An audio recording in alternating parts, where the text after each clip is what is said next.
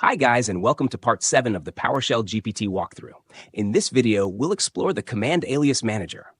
To access the Command Alias Manager, you just click this icon here. To set up a command alias, start by selecting the command you want to create an alias for. Then click Add Alias. When prompted, enter the alias you'd like to use. For this example, we'll select the command Turn the Volume Up. We'll create an alias, I can't hear that. After entering the alias, click OK. You'll see that the new alias is now listed alongside the existing aliases for that specific command. From this point on, whenever you say, I can't hear that, the system will execute the command, turn the volume up. Computer. I can't hear that.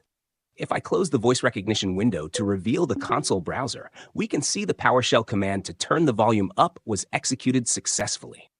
Creating command aliases couldn't be simpler. Right-clicking on any saved alias gives you the option to edit or delete it.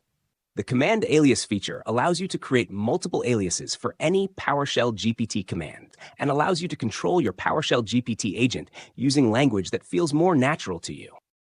That concludes part 7 of the PowerShell GPT walkthrough. Thanks for watching, and I'll see you in part 8.